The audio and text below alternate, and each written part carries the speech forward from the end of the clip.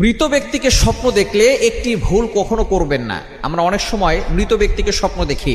অনেকের বাবা মা দুনিয়া থেকে বিদায় নিয়েছেন, অনেকের আত্মীয় স্বজন পাড়া প্রতিবেশী দুনিয়া থেকে বিদায় নিয়েছেন। আমরা তাদেরকে স্বপ্ন দেখলে অনেকেই একটা ভুল কাজ করে থাকি। আগে আমরা শুনবো মৃত ব্যক্তিকে স্বপ্ন দেখলে কি কি করতে হবে এবং যে ভুল কাজটি করা যাবে না সেটা আমরা পরে শুনছি সিরিয়াল অনুযায়ী। প্রথমে আমরা জানবো মৃত ব্যক্তিকে স্বপ্ন দেখলে কি কি করতে হবে। আমরা অনেক সময় মৃত মা বাবাকে স্বপ্ন দেখি, অনেক সময় আমাদের মৃত দাদা আছে, নানা আছে, যারা দুনিয়া থেকে বিদায় নিয়েছেন তাদেরকে স্বপ্ন দেখি। যদি আপনি মৃত ব্যক্তিকে স্বপ্ন দেখেন যে সে হাসি মুখে আছে, মনে করবেন সে কবর জগতে ভালো আছে।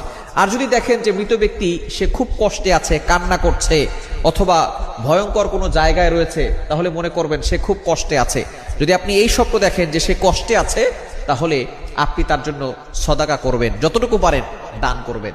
আপনি যতটুকু পারেন কোরআন তেলাওয়াত করে তার জন্য দোয়া করবেন, নফল নামাজ পড়ে তার জন্য দোয়া করবেন।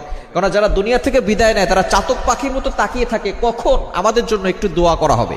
তারা দুনিয়ার কোনো সম্পদ চায় না, টাকা পয়সা চায় না, তারা শুধু চাতক পাখির মতো তাকিয়ে থাকে কখন আমাদের জন্য একটু সওয়াব আসবে, আমাদের জন্য আমাদের সন্তানরা একটু দোয়া করবে।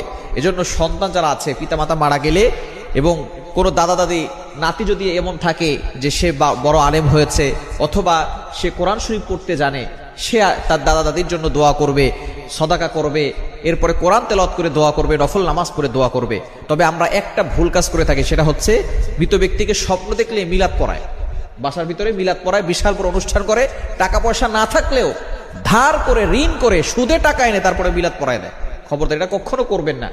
যদি আপনি দেখেন যে আপনি যাকে স্বপ্ন দেখেছেন সেই ব্যক্তি অনেক কষ্টে আছে, তার জন্য যতটুকু পারেন আপনি দান করবেন, অথবা কোরআন তেলাওয়াত করে দোয়া করবেন, অথবা আপনি নফল নামাজ পড়ে তার জন্য দোয়া করে দিবেন, সদকায়ে জারিয়া হিসেবে কিছু দান করবেন। তবে আপনি মিলাদ দিচ্ছেন, অনুষ্ঠান করতে